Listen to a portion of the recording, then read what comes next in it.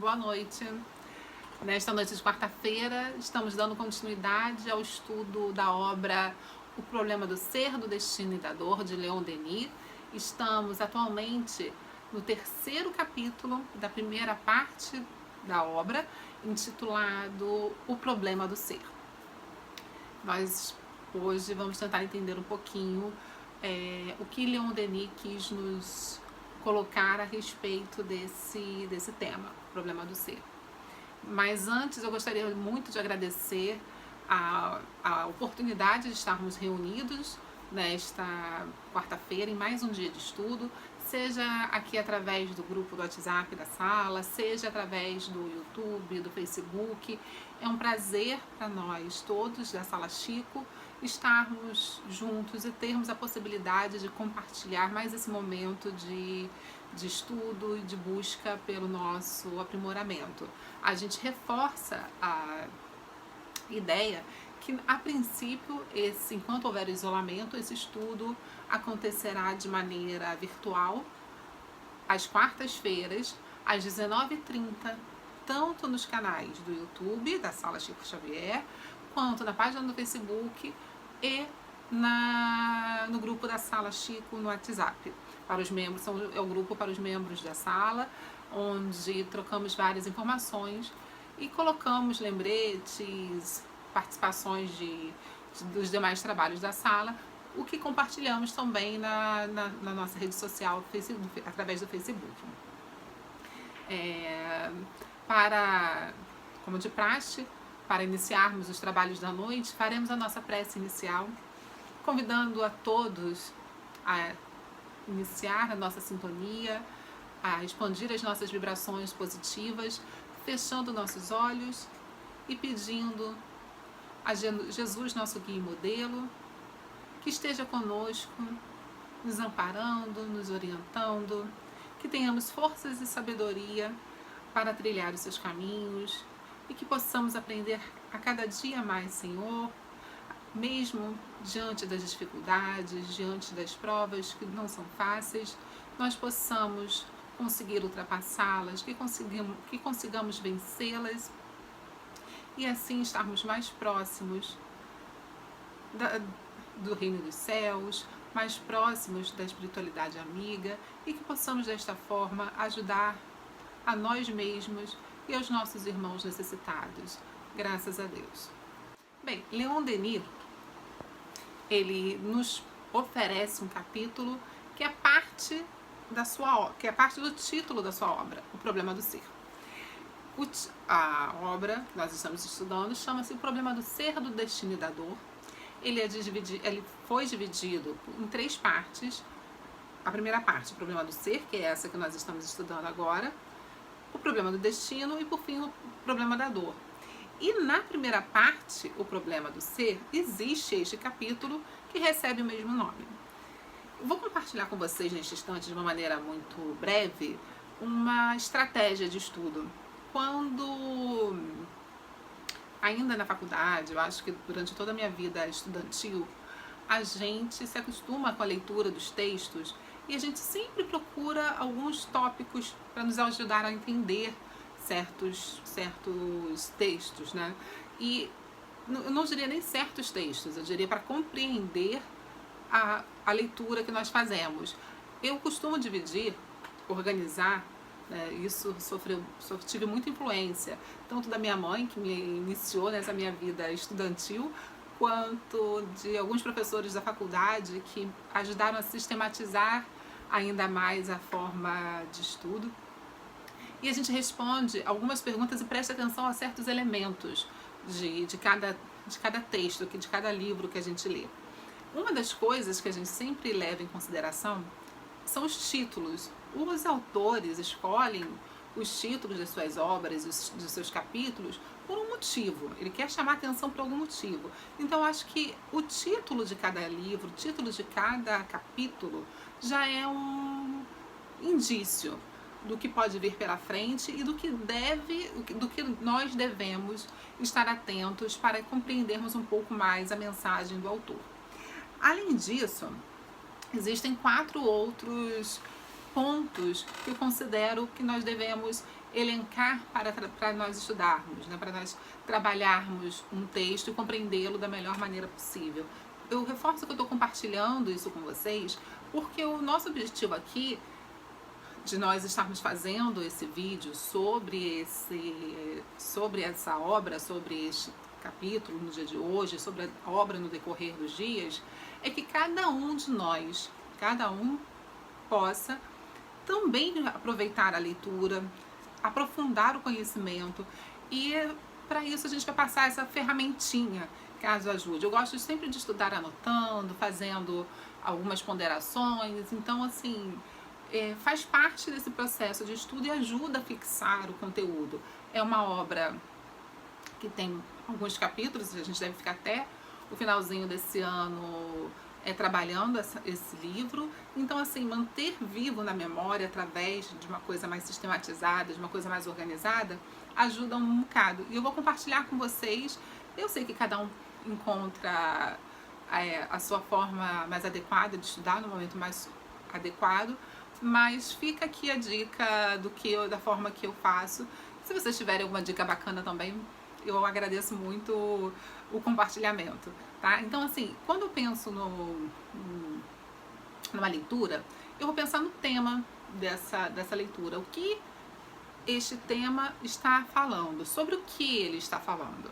E quando ele está falando sobre um determinado assunto, eu tenho que encontrar a ideia central desse capítulo ou dessa obra. Além dessa ideia central, essa ideia central ela foi colocada ali como objetivo. Então, qual é o objetivo do autor ao falar sobre esse assunto? E quando ele fala sobre um determinado assunto, ele usa alguns argumentos para falar sobre isso.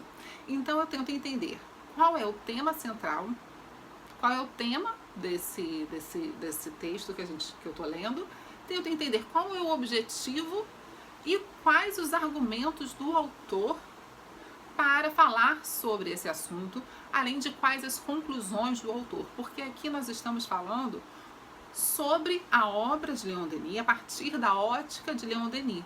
A gente aqui só está fazendo uma facilitação dessa leitura, né, elencando justamente esses pontos que eu acabei de falar com vocês, para que a gente possa dinamizar o estudo. Então é só para a gente ter em mente essas fases e de que forma a gente pode encontrar para sistematizar o nosso estudo. Agora a gente vai começar a falar especificamente da obra, desse capítulo da obra de Leon Denis, O Problema do Ser. Bem no começo do capítulo, Leon Denis, ele deixa claro, através das frases, que o problema do pensamento é um problema do ser pensante, é um problema daquele que pensa. E o problema do ser e o problema da alma se fundem num problema só. O que ele está querendo dizer sobre isso? Não há um trecho específico em que Leon Denis diga assim, o problema do ser é esse, que aí ele estaria dando a resposta de uma maneira muito fácil pra gente.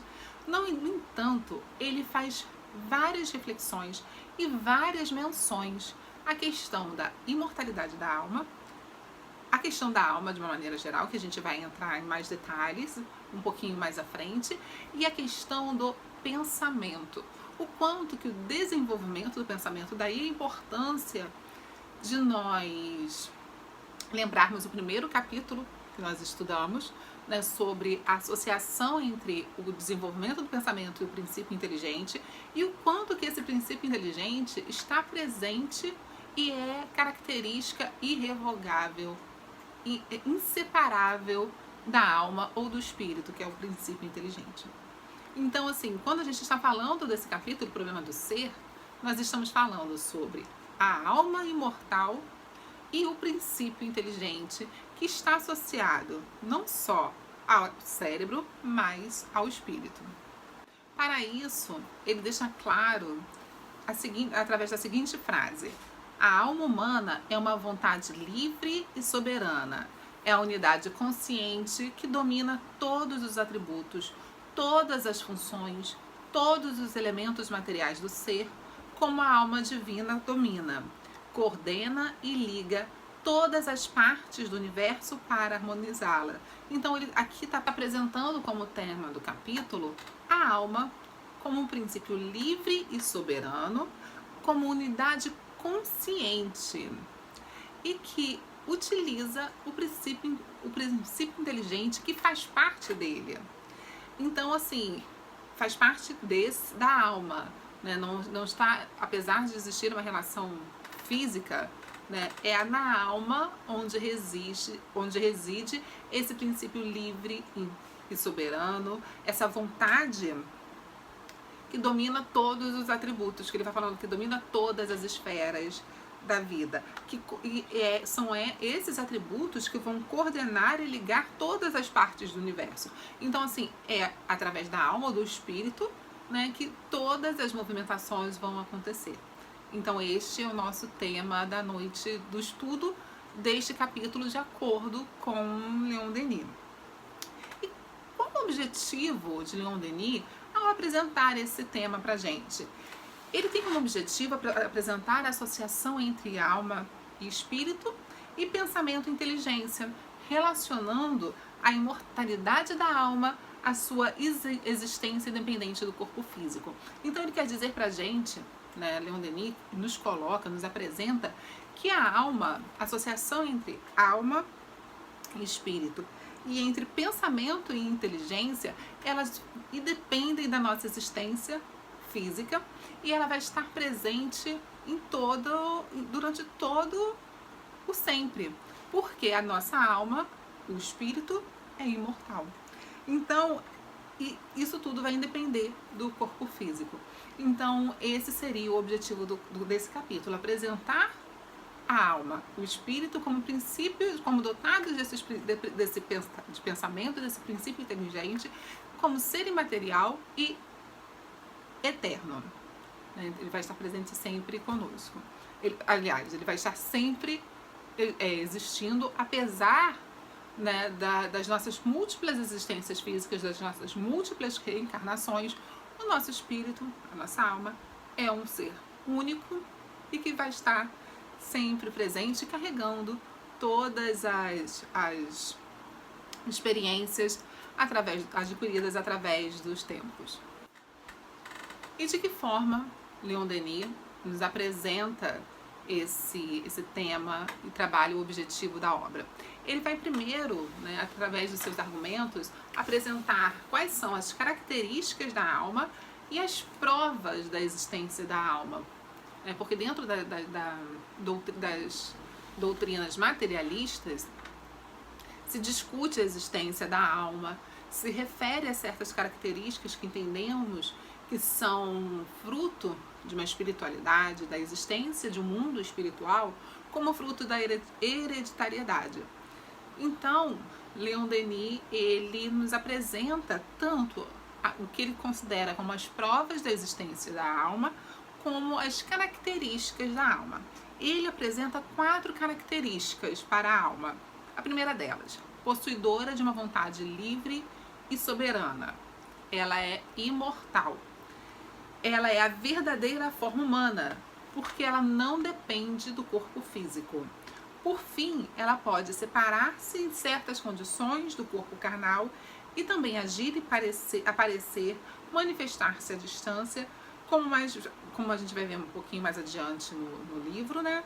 De modo a provar de maneira irrecusável a sua existência de maneira independente. Então, nesse último tópico, ele fala especificamente sobre aqueles momentos de desprendimento da alma, em que o corpo pode estar em estado de sono, pode estar em algum estado de transe ou de coma, e a alma se desprende do corpo para cumprir algum tipo de tarefa por algum motivo. Então ele está falando desse momento específico. E o que ele quer dizer com essa vontade livre e soberana que a gente já falou um pouquinho atrás? Ele está falando sobre a utilização de toda a nossa capacidade intelectual para que nós, associado ao nosso livre-arbítrio, que apesar dele não usar essa palavra, né, ele quando a gente fala de liberdade, de soberania, a gente está falando sim de livre-arbítrio. A gente está falando do uso da nossa capacidade de decisão baseado nas nossas experiências e nos conhecimentos adquiridos. Então a gente está falando sobre a utilização do livre-arbítrio, né, que assim, a alma nos torna capazes de utilizar o nosso livre-arbítrio, porque é um princípio irrevogável. Né? Deus nos permitiu ter o direito de escolhas e de decisões, por mais que isso, em determinados momentos, possa nos causar algum tipo de sofrimento. A gente vai aprender com ele, mas nós somos, como espíritos independentes, soberanos de nossa vontade. Não existe, apesar de nós sermos influenciados pelos espíritos, no livro dos espíritos tem uma questão muito clara sobre isso, que nós somos influenciados por espíritos mais do que nós imaginamos. Essa influência só é possível porque nós, de alguma maneira, permitimos isso. Então é a nossa permissão que abre brechas positivas ou negativas e que vão aproximar os espíritos que estejam nas mesmas frequências vibratórias da gente. Então somos nós.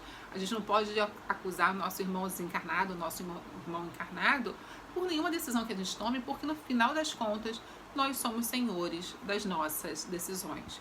Que além de nós mesmos, o único que poderia interferir de alguma maneira e sempre para o nosso bem nas nossas decisões é Deus. Além disso, ninguém mais pode interferir no nosso cotidiano.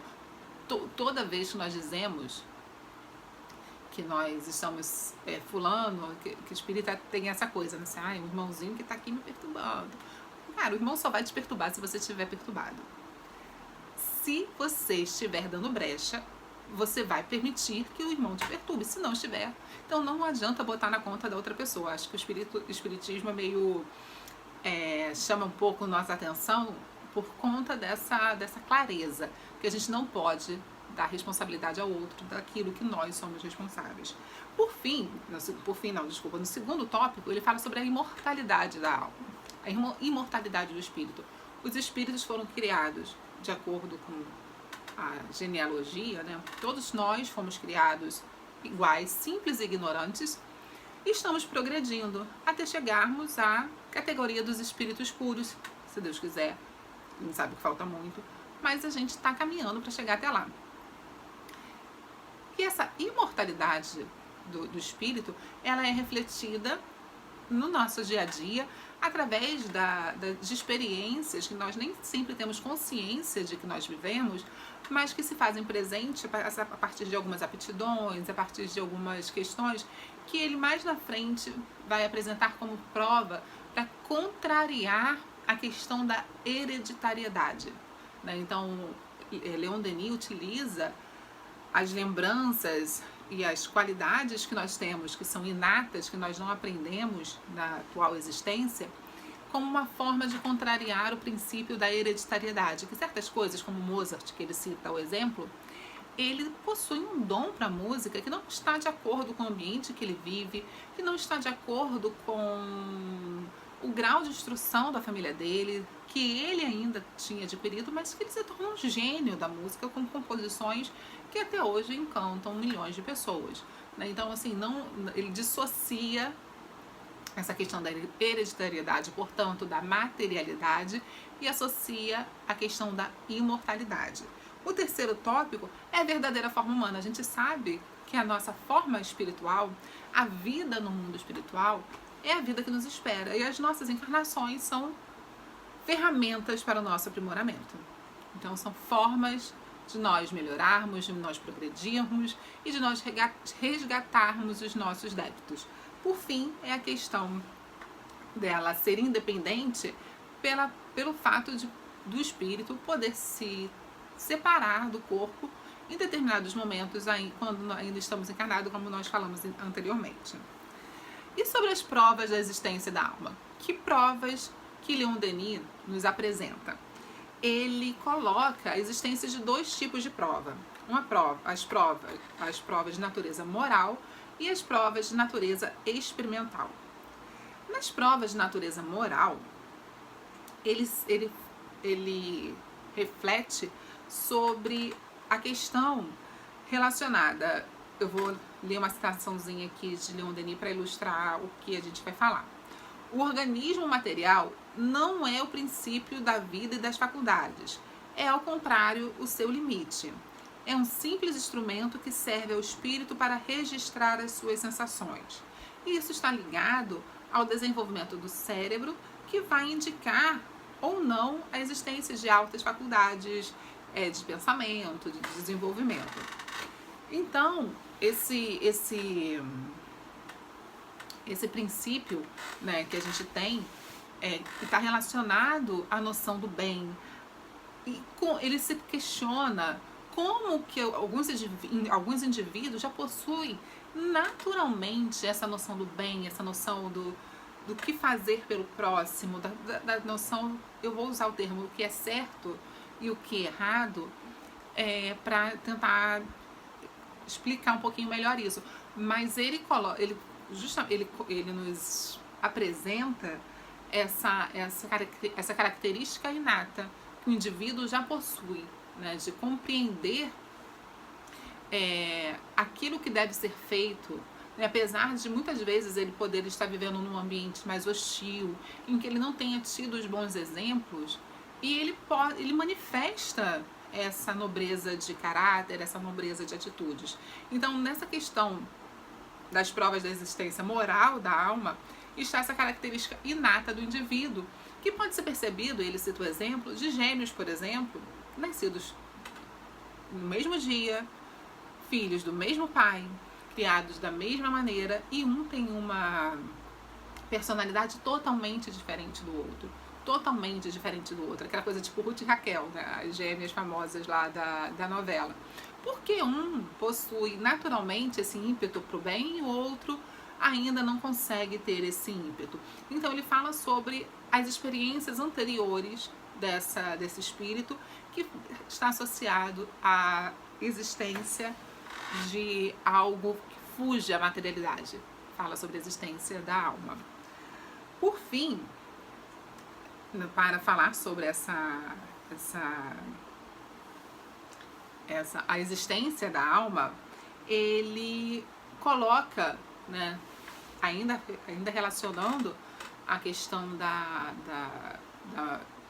moralidade, né, que a hereditariedade ela não vai determinar o caráter. E continua: personalidades se desenvolvem de maneiras independentes dos progenitores. E tem uma frase super bonita que ele continua daqui para frente. Nos momentos decisivos, a vontade dos heróis sabe dominar os limites do corpo. Como exemplo, ele cita Jesus, Joana d'Arc e outros mártires do cristianismo, pelas suas qualidades, paixões, de tudo quanto se encontra de tudo que não se encontra nos seus ascendentes. Não é, pois, o organismo material o que constitui a personalidade, mas sim um homem interior, o seu ser psíquico. Então ele deixa claro que essa existência da alma, ela não está relacionada a fatores hereditários, ela está relacionada a fatores da existência, de uma pré-existência, que é a questão da alma. Por fim, para falar sobre essa questão da natureza experimental, né, ele coloca que o cérebro é um simples instrumento do espírito, que não é ele que determina as qualidades morais ou não, muito pelo contrário. É o espírito que muitas vezes já é mais evoluído e ele pode encontrar limitações em certos corpos que tenham mais dificuldade de seguir o ritmo daquele espírito, ou então, numa determinada existência, o espírito pode nascer com algum tipo de limitação física, algum tipo de dificuldade, né, de fala, de locomoção, de estrutura de funcionamento do cérebro, e aquele espírito ele se encontrar limitado por alguma necessidade, por prova, expiação, para que ele possa desenvolver melhor determinados sentidos, mas que aquele espírito ele continua a ser independente, aquele espírito continua com toda a sua experiência independente daquele momento, aquele corpo não permitir executar toda essa experiência que ele já possui. Então, nesse sentido, ainda de acordo com as palavras de Leon Denis, somente o espírito pode julgar e compreender o espírito. E isso é a razão do grau da sua evolução. Então, o que ele quer dizer com isso? Está dizendo que os nossos limites que o corpo físico, os limites que o corpo físico nos impõe, não nos permite ter uma visão ainda ampla da nossa existência como espírito imortal. E somente como espíritos imortais, né, quando nós estamos libertos e colocados nessa posição, libertos do corpo físico, nós podemos ter um pouco mais de noção e dimensão dessa amplitude.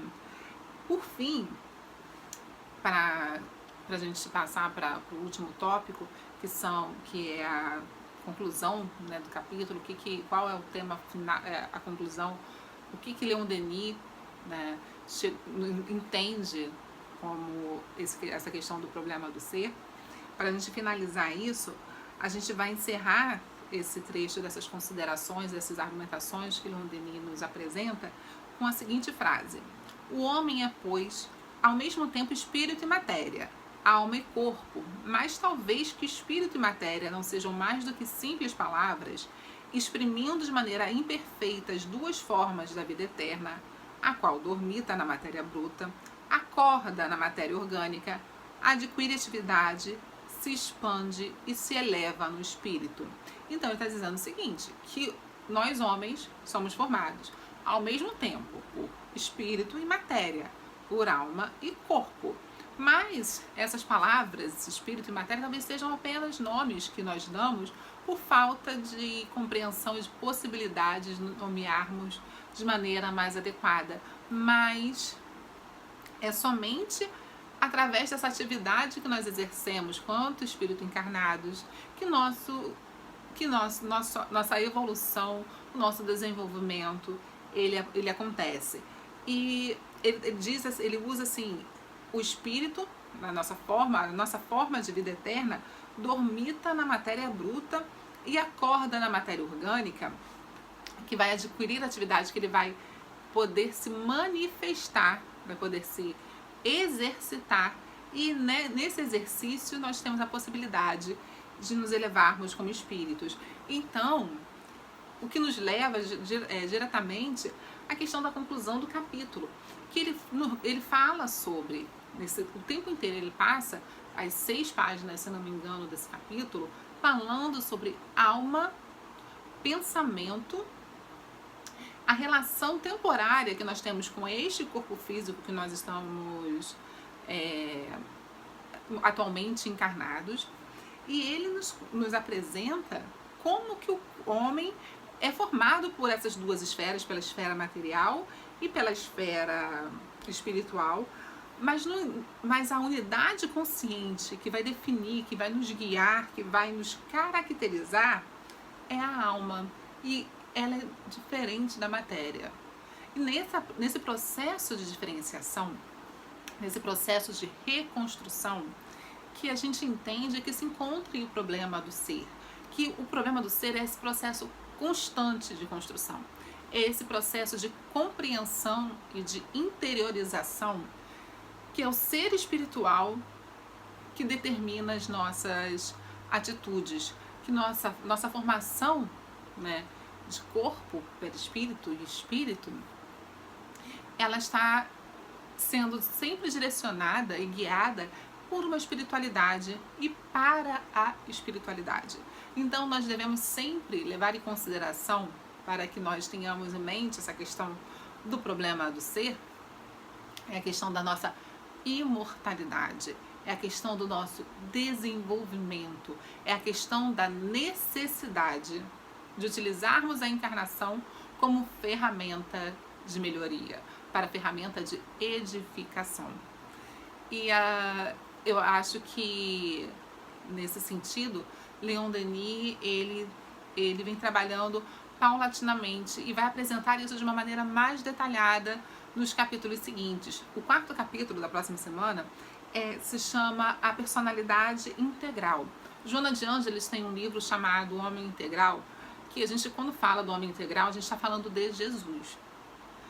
Quando a gente... Vamos esperar as cenas do próximo capítulo, literalmente, para a gente falar sobre essa personalidade integral.